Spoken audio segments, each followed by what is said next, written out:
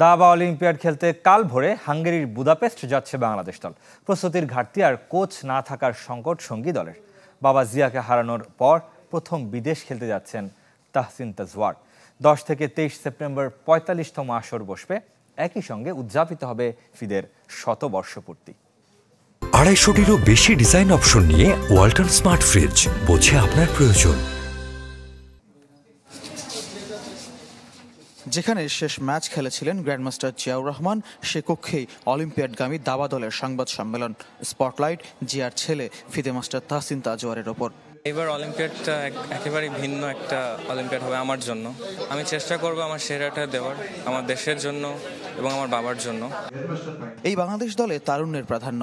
পুরুষ দলে 2 গ্র্যান্ডমাস্টার নিয়াজ মোর্শেদ, এনামুল হোসেনের সঙ্গে ফাহাদ রহমান, মনন রেজা নীর ও তাহসিন। কোচবিহীন আসরেই আছে প্রস্তুতি ঘাটতি, তবু ভালো ফলের আশা দলের। দাবারুদের নর্মের সম্ভাবনাও আছে। কারণ আমাদের সিরিয়াল হচ্ছে 66, তো আমরা 50-এর নিচে থাকার চেষ্টা করব।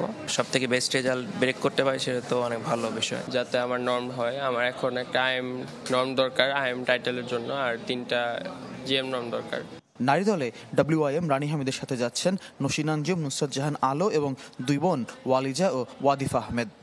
গতবার আমাদের ক্যাটাগরিতে সিলভার মেডেল পেয়েছিলাম, তো এবার ট্রাই করব ওই ক্যাটাগরিতে আমরা গোল্ড মেডেল পাই।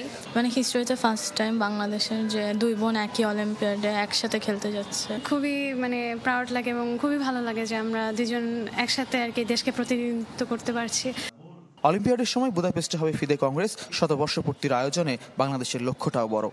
এইবার কংগ্রেসে আমাদের এটা খুব জোর আপত্তি থাকবে এবং আবেদন থাকবে।